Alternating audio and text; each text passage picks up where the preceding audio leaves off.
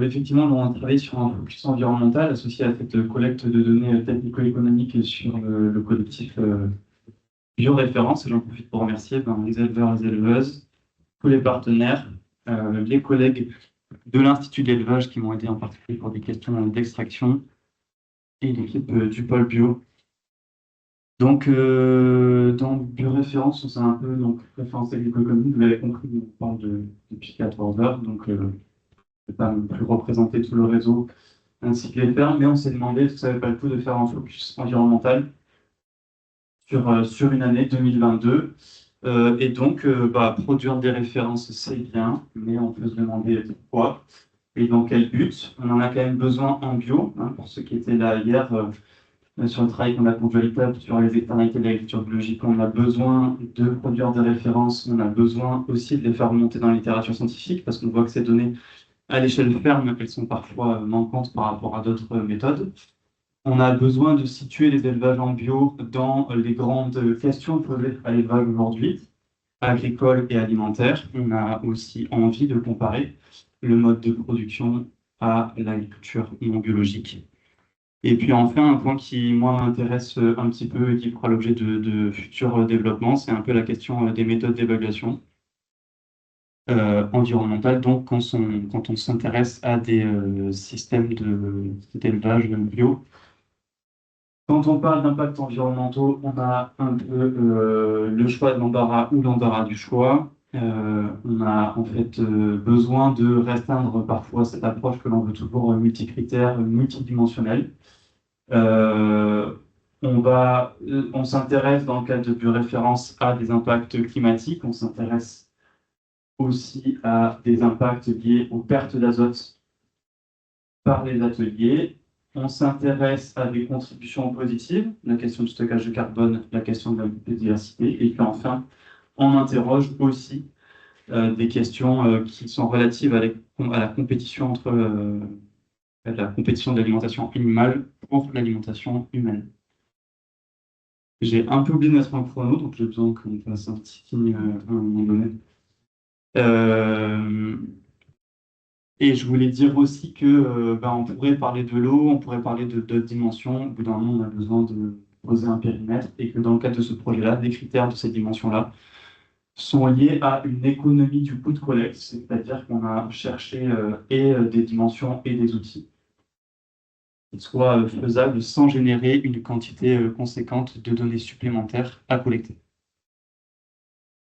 Pour dire rapidement qu'une fois qu'on a défini cette dimension-là, et c'est aussi un peu en lien avec la facilité, on se tourne vers un outil qui a été évoqué par Christelle, qui est l'outil CAP2ER. C'est un outil d'évaluation environnementale qui calcule des émissions à l'échelle d'une année sur un périmètre qui va de l'atelier, des produits de l'atelier ou de l'exploitation agricole, et qui cherche à quantifier des contributions positives, le stockage de carbone, le maintien de la biodiversité, et puis la notion de performance nourricière, et puis également, bien sûr, des impacts comme le changement climatique et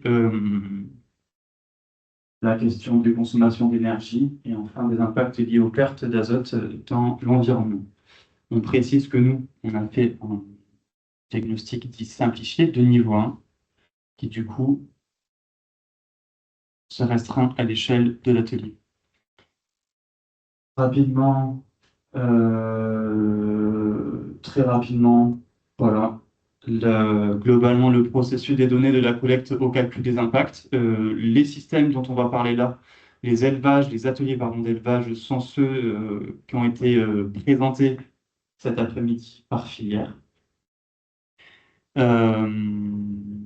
Et donc, on va dérouler dimension par dimension, impact par impact, voilà, nos références produites. Alors, les pertes d'azote.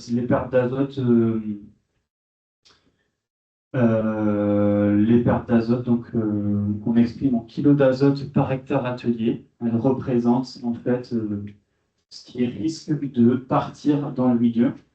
Je ne sais pas si je pense que vous ne voyez pas très bien, mais on a des cultures qui sont fertilisées, on a des ateliers d'élevage qui produisent des engrais organiques pour des cultures, mais tout ce qui n'est pas absorbé par les végétaux risque ou représente un risque potentiel de soit partir via des phénomènes de volatilisation pour émettre des gaz à effet de serre, c'est ce qui se passe avec le protoxyde d'azote, soit de produire de l'acidification ou de l'eutrophisation. Donc, c'est ce qu'on appelle la cascade, les effets cascade de l'azote. Et donc, on a globalement deux indicateurs que sont la pression en azote et l'excédent d'un bilan apparent azoté, qui traduit donc ce risque de perte vers l'environnement. Alors, une des limites quand même de travailler à l'échelle atelier, c'est qu'on peut avoir un atelier d'élevage, il y a un atelier culture de vente, et donc qu'une partie de cet excédent azoté serve à fertiliser des cultures de vente, ce qui ici apparaîtrait plutôt comme une perte. Et donc, c'est important de voir que pour nos élevages en bio, on a globalement des indicateurs donc de risque qui sont réduits, et en partie par leur caractère bio. Donc, sur ce tableau-là, vous avez la pression et donc la quantité d'azote rejette par hectare de SAU. D'accord, c'est vraiment une pression. Il peut être par d'azote organique ou d'azote minéral. Et on a un excédent du bilan apparent qui, là, représente l'écart entre tout l'azote qui arrive sur mon système, les achats concentrés, les achats d'animaux, et moins toutes mes sorties d'azote du système. On va retrouver dans les produits d'atelier, le lait, la viande, les exportations de déjection, ou voilà. Les chiffres entre parenthèses vous donnent des références K2ER sur la campagne 2022 à l'échelle nationale. Et les chiffres avant, celles de notre réseau donc, de référence par filière. Donc ce qu'on voit pour nos bio, c'est qu'on n'a pas de pression azotée liée à l'azote minéral. Jusque-là, tout va bien. Et ce qu'on voit par contre, c'est que les pressions en azote organique sont divisées sont réduites de 50 à 70%. D'accord, pour nous faire du réseau par rapport aux références nationales. Et ce que traduit également l'excédent du bilan apparent, c'est que voilà, l'écart entre les entrées d'azote et ce qui sort de l'azote est plutôt réduit. Donc en gros, on a un risque de perte vers l'environnement qui est réduit sur nos surfaces d'atelier. Donc il y a deux choses qui expliquent ça, et on en a parlé un petit peu cet après-midi, c'est notamment les différences de chargement apparent, puisque en fait c'est presque mécanique, plus on a du GB hectare, plus on a soit de déjection au pâturage et surtout de déjection à gérer pour des systèmes bâtiments par exemple. Et donc voilà, la pression azotée globalement c'est corrélé au chargement. Et l'excédent du bilan apparent, c'est plutôt corrélé au niveau d'azote qui entre dans les systèmes. Et là, on va plutôt retrouver des systèmes consommateurs, enfin, fortement acheteurs de concentrés. Concernant les émissions de gaz à effet de serre. Donc là, on parle d'émissions brutes de gaz à effet de serre. Protoxyde d'azote, méthane et dioxyde de carbone. On les commence par les regarder par hectare de SAU, et quand on dit émissions brutes de gaz à effet de serre, on ne va pas regarder le stockage de carbone. D'accord ? Donc, de la même manière, vous retrouvez les chiffres du réseau, et j'ai aussi tenu à faire figurer entre parenthèses les valeurs minimales et maximales, parce que bien souvent, derrière ces moyennes se cache une grande variabilité, ça a été dit cet après-midi. Et donc ici, vous avez en tonnes équivalent CO2 les émissions par hectare de SAU des références K2ER sur l'année 2022. Ce qu'on voit, c'est que par hectare, nos systèmes sont en moyenne nettement inférieurs de gaz à effet de serre que des références disponibles. Et on voit aussi que pour certaines filières, notamment en bovin-lait, en fait, le maximum de notre échantillon colle de près la moyenne nationale.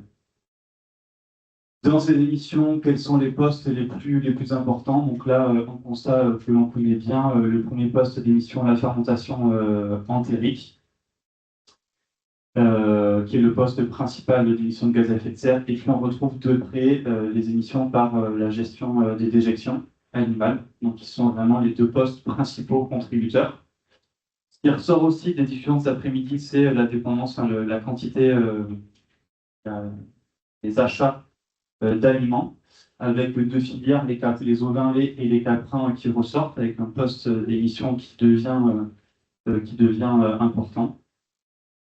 Pas trop de différence sur la fertilisation azotée. Et puis quelque chose d'assez surprenant sur les carburants et l'électricité, puisqu'on a coutume de voir ressortir des systèmes laitiers avec une part plus importante de ce poste-là dans le total.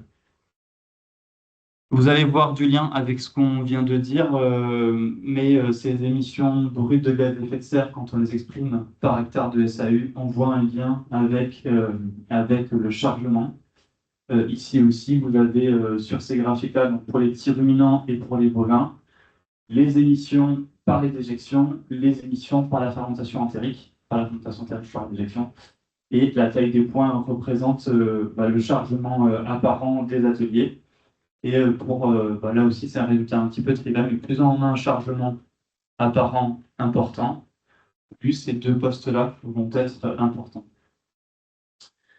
Donc voilà.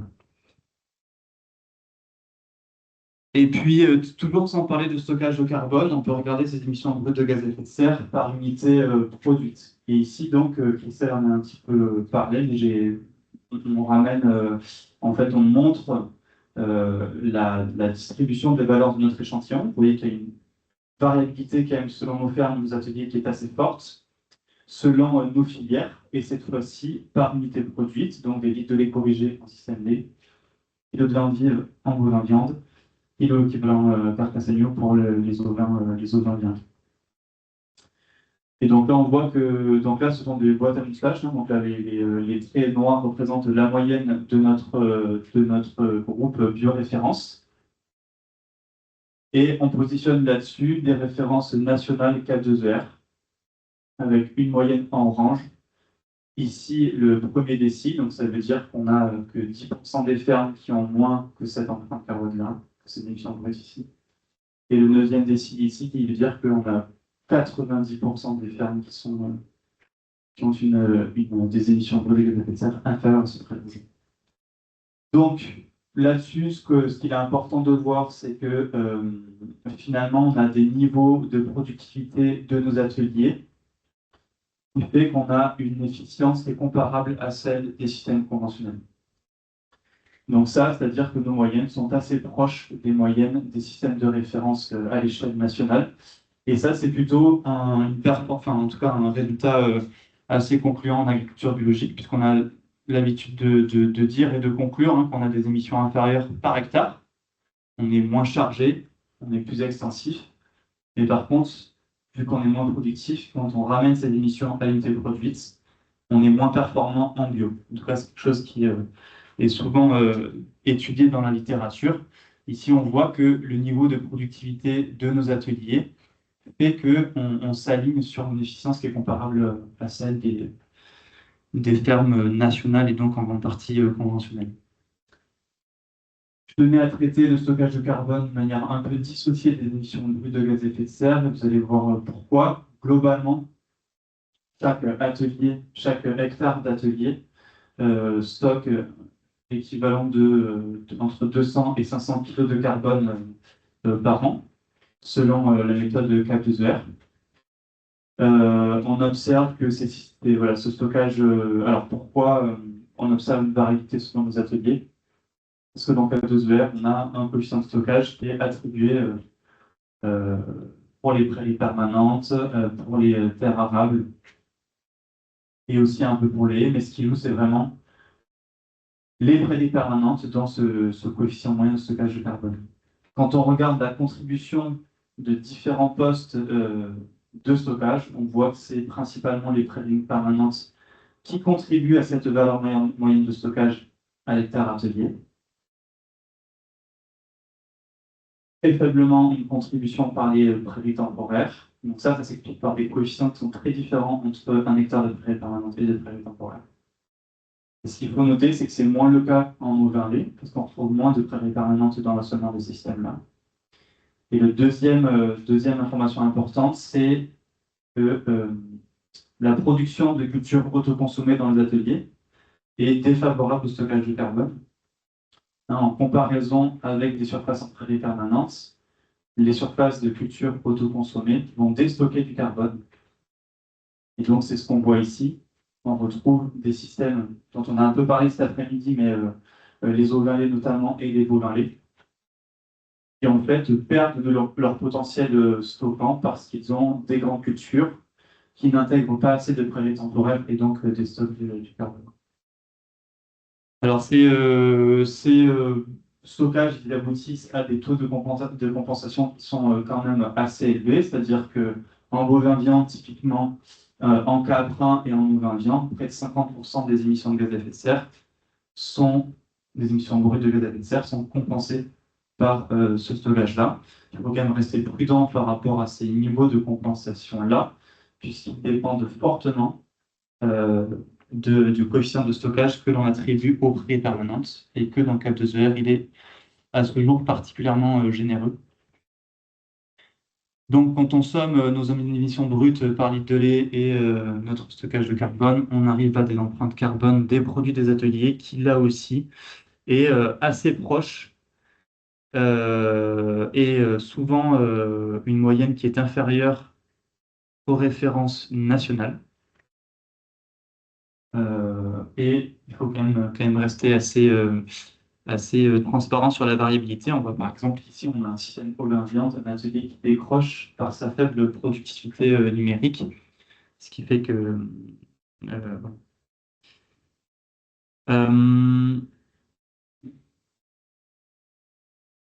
Je sens que c'est la fin de journée pour tout le monde. Donc je vais quand même dire quelques mots sur d'autres dimensions, notamment la biodiversité. Dans Cap 12 on a un indicateur qui traduit la capacité des élevages à héberger la biodiversité. Donc, en gros, des surfaces favorables à la biodiversité dans les ateliers. Dans un niveau 1, donc ça consiste à inventorier toutes mes surfaces qui sont favorables à la biodiversité. On peut avoir des arbres isolés, des bosquets, des mares, des prairies, etc.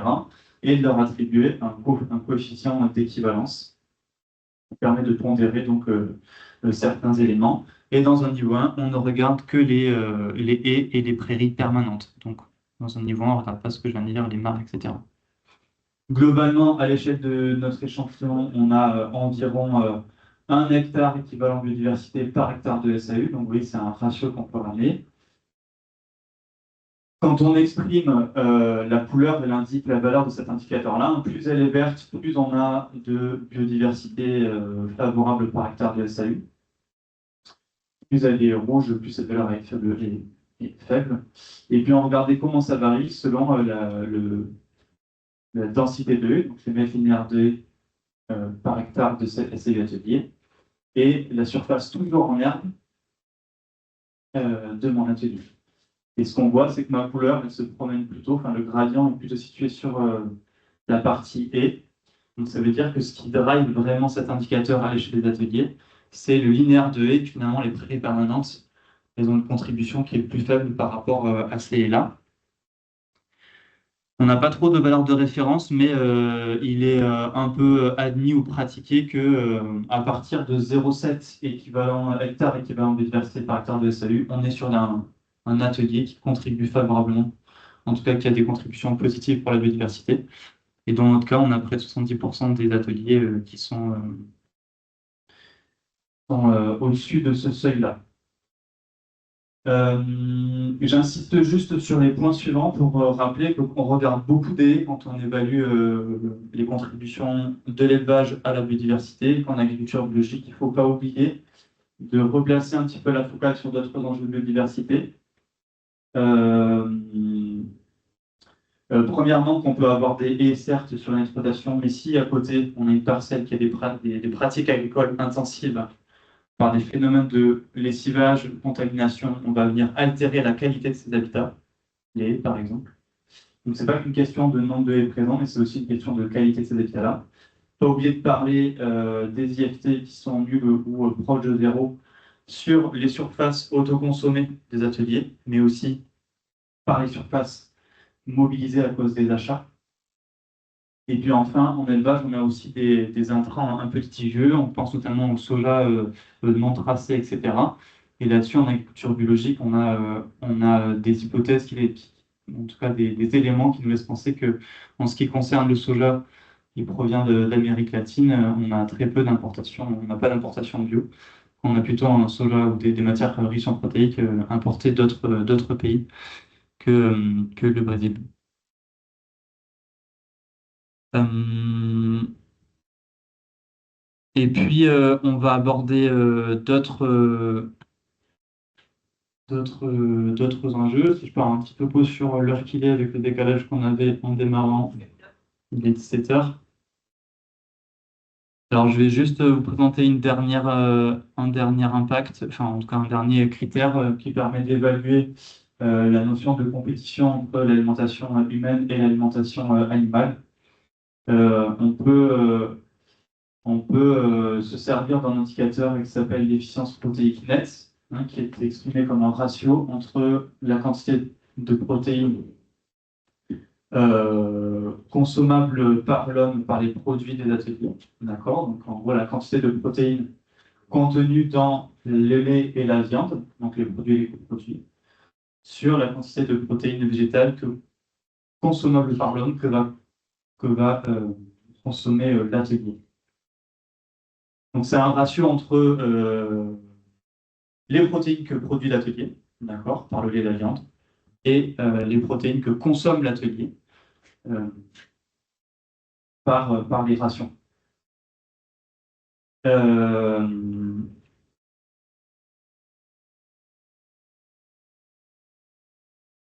et donc, à l'échelle de à l'échelle des ateliers qu'on a regardé en cadre de bioréférence, on retient ces valeurs-là, c'est-à-dire que pour les ateliers bovins-lait, il faut en moyenne 300 grammes de protéines végétables consommables par l'homme pour produire 1 kg de protéines animales consommables par l'homme.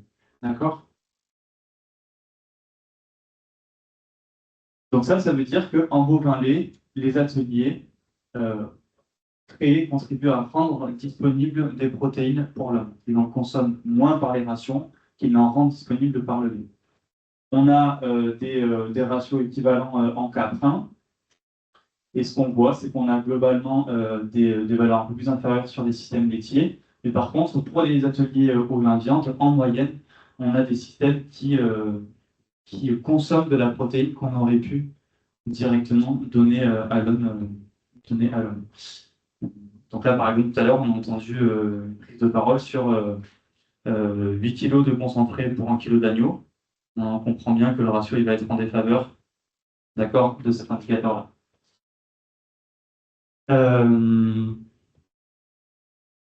et donc là aussi, on parle de moyenne, mais il faut voir que c'est quand même extrêmement variable selon les ateliers, d'accord, que l'on va évaluer. Ici, on a notre ratio que j'ai présenté précédemment, et tout ce qui est en dessus de ce 1-là représente des systèmes qui vont rendre disponible de la protéine pour l'homme. Et tous les ateliers qui sont en dessous de ce ratio de 1 sont des ateliers qui vont plutôt consommer d'accord, des protéines qu'on aurait pu directement donner à l'homme. Et donc, bien souvent, sur ce sujet-là, on communique un petit peu sur des moyennes, mais il faut bien voir un peu la variabilité au sein de notre échantillon qui est assez importante. Elle montre quand même que nos systèmes laitiers sont tous des systèmes producteurs nets de protéines. Et puis après, on doit poursuivre un petit peu des analyses pour comprendre qu'est-ce qui, dans ces systèmes, détermine, voilà, en gros, que l'atelier soit plutôt producteur ou consommateur de protéines. Il faut quand même voir que les valeurs obtenues dans le cadre de cette étude de référence sont cohérentes avec ce qu'on peut trouver pour des systèmes ou des références nationales. D'accord? Donc, c'est pas du tout. On observe aussi pour des systèmes, des références nationales, des, des, des, une variabilité de cet ordre-là, et à la fois dans chaque catégorie des systèmes producteurs ou consommateurs. Une synthèse pour dire que on arrive avec des références technico-économiques à produire toute une diversité d'indicateurs environnementaux qui ont plutôt une vocation à situer des élevages, à sensibiliser, d'accord? Des premiers résultats sur cette analyse-là qui positionnent à la fois, qui positionnent en tout cas qui donnent un avantage au système évalué dans le cadre de cette étude-là, dans des approches territoriales, c'est-à-dire bien souvent par hectare atelier. On a vu que par hectare atelier, on avait bien moins de pertes azotées. On a vu qu'on avait des bilans, des excédents de bilan apport d'azote qui étaient bien, bien plus réduits que ce qui se retrouve, de ce qu'on observe à l'échelle nationale. On a vu que les émissions de gaz à effet de serre étaient bien réduites par hectare de SAU, toujours par rapport à des références nationales. Donc ça montre que développer ces systèmes d'élevage dans les territoires, c'est un levier de réduction, par exemple des émissions de gaz à effet de serre du secteur agricole, ou bien de réduction d'autres impacts, si on pense à l'azote à l'échelle des territoires. Quand on regarde maintenant des indicateurs qui cherchent plutôt question d'efficience à l'échelle des produits des ateliers, on voit que les références produites pour cet échantillon-là se situent dans les moyennes disponibles à l'échelle nationale. Donc ça montre que ça, c'est quand même un résultat, comme je le disais, sur la partie gaz à effet de serre pour l'agriculture biologique, puisqu'on voit que les niveaux de productivité de ces systèmes qu'on étudie sont quand même bons et font qu'on est sur des efficiences comparables avec ce qu'on peut retrouver en convention. Et puis on voit qu'on a une grande variabilité par filière et entre nos cas. Alors on en a parlé sur les résultats technico-économiques tout cet après-midi. On a des échantillons pour certaines filières qui sont assez réduits. Donc on a besoin, pour mieux interpréter ces résultats, d'avoir des analyses situation par situation. Et puis quelques enseignements aussi d'un point de vue méthodologique, que j'ai pas forcément trop évoqué dans la présentation, mais les périmètres ne sont pas tout à fait les mêmes entre mes filières. Par exemple, les surfaces pastorales, on va les regarder d'un point de vue carbone, on va les regarder sur les enjeux de biodiversité, sur des filières de petits ruminants, mais par contre, sur du bovin viande ou du bovin lait, on ne va pas considérer ces surfaces pastorales. Un point qui est important également, c'est sur la considération des achats d'aliments. Finalement, on regarde du stockage et du déstockage de carbone que sur les surfaces des ateliers. D'accord ? On ne considère pas du stockage et du déstockage associés aux aliments achetés. Et ça, c'est assez problématique quand on compare des ateliers qui ont des niveaux d'autonomie qui sont différents. Puisque, par exemple, des ateliers plus autonomes en concentré vont internaliser du déstockage parce qu'ils produisent des céréales au lieu de produire que de l'herbe. Et quand on les compare à des systèmes moins autonomes en concentré et plus herbagés, mais en fait, ces systèmes-là externalisent du déstockage par les achats qui sont pas faits en compte de nos pérites. Très bien, j'en ai fini. Merci pour votre attention. Je pense qu'on a le temps de prendre quelques questions, même si tout le monde est un peu à l'aise. C'est conscience que c'est dur. Ouais, c'est dur de pas s'endormir. C'est dur, c'est dense, c'est un peu lent, donc j'ai pas compris.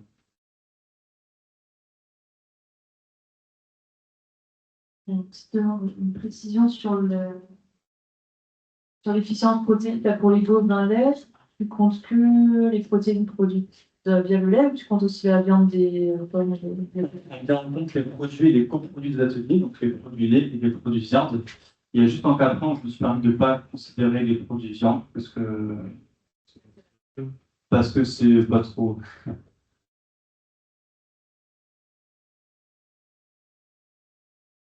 Qu'est-ce qui explique le fait que les systèmes bovins soient aussi efficients en termes de production de protéines? C'est des élevages qui sont plus consommateurs d'aliments à acheter, du coup, qui externalisent, ou il y a d'autres explications? Alors, globalement, entre les produits laits et les produits viande, un litre de lait, en fait, on est directement sur 100% du produit qui est consommable par l'homme. Un litre de lait, on peut le boire. On n'enlève que 2% de perte à l'échelle de la chaîne, alors que des kilos carcasses, de suite, on perd un peu de matière. Hein. Une vache laitière, ça fait 5, 6, 7 millilitres de lait à plus de 30-32 grammes de protéines. Comme dit Bastien, 100% consommable. un bovin de 700 kilos, tu as, je ne sais plus, à peine 50% de la masse totale qui est consommable. Ouais, avec une teneur de 40%. Enfin,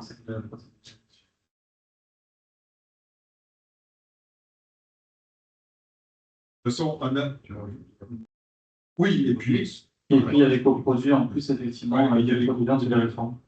de toute façon, l'une des productions agricoles les moins efficientes, c'est le bovin laitant. Ce n'est absolument pas efficient. Non, non, mais c'est une réalité. Alors, du coup, c'est ce qui est marrant avec la prise de parole précédente, c'est que, effectivement, dans BioViand, notamment, on avait observé que des systèmes qui vont sur de la finition à l'herbe s'en sortaient plutôt bien sur cet indicateur-là. C'est pour ça qu'en bovin viande, la seule solution, c'est du 100% herbe. Et quand je dis 100% herbe, c'est absolument zéro concentré. Tout système bovin viande qui consomme 1 kg de concentré, il n'est pas efficient. Ouais, on avait vu sur BioViand que c'est même à partir de 2,5% d'aliments dans la ration qui pourraient être donnés directement à l'homme quand on est sur des systèmes qui sont plus efficients. Et quand vous avez en bovin viande, par exemple, des vaches de 800 kg qui produisent une moyenne de 300 kg de viande par OGB, donc les besoins d'entretien, notamment protéines, ils sont énormes par rapport à la production. Donc si ces besoins d'entretien sont alimentés par du concentré qui peut être mangé par l'homme, tout de suite on a tout bouffé. Donc par contre, si c'est de la prairie permanente, on a tout gagné. Donc l'intérêt du bovin viande, c'est de valoriser de l'herbe pour faire de la protéine.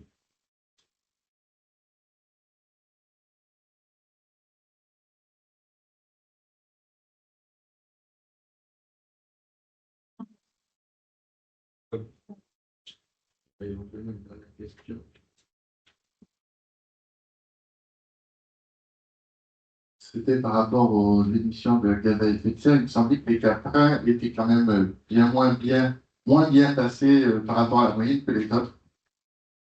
Émission brute ou empreinte Émissions carbone? brutes, ouais.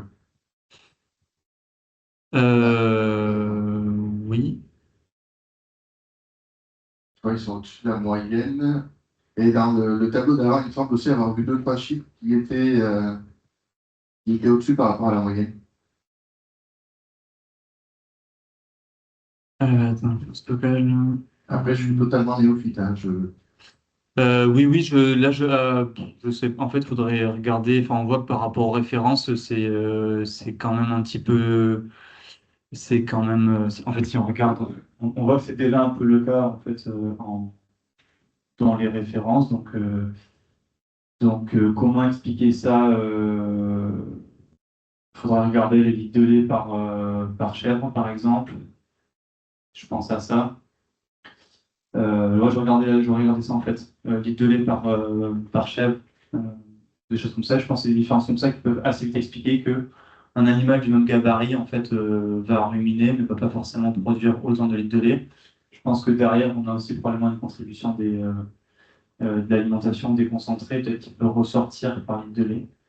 Et alors nous, au niveau de l'échantillon, ça, je ne sais pas vraiment te dire pourquoi on a un peu plus là en litre de lait. Euh, voilà. Après, il y a peut-être aussi la valorisation en fromage, tout ce qui est fromager, peut-être pas. On ne parle pas de protéines, de litres de lait en transformation. C'est ça qui fait varier de haut en bas. On voit que ça bouge pas mal quand même. Ça bouge pas mal, ouais, il y a à peu près. Ouais. Après, là-dedans, en fait, il y a différents systèmes, hein, c'est-à-dire que là, on va avoir des systèmes. En fait, c'est le type de fourrage aussi en caprin qui va aussi beaucoup jouer, quoi, ce système pâturant ou affouragement, etc. Donc après, là-dedans, on a aussi la diversité de la typologie des élevages caprins. On peut avoir voilà, des pastoraux, on peut avoir. Donc ça explique un peu la gamme. Après, voilà, pourquoi la moyenne des caprins est quand même plus haute que notre litre de lait, là, qui a à peu près un peu plus de 1 non, qui est plutôt autour de 3. Voilà. Alors, pardon, en fait, tiens, on voit pas très bien sur le. On voit pas très bien sur le. sur le vidéoprojecteur. En fait, les échelles sont pas tout à fait les mêmes. Hein. C'est à faire attention. Oui, Je pense que vous voyez pas bien en fait. Elles ne sont pas les mêmes. Parce qu'on voit 3 à gauche, et Donc, ouais, pardon. il ne faut pas les comparer côte à côte. On est à 1,7 à peu près sur les 4. Ouais, c'est ça. On regarde Ouais. filière par filière par rapport à la moyenne nationale et pas entre filières. Ah, oui, oui, oui. Ouais, pardon, j'avais pas eu. On s'oublie, voilà.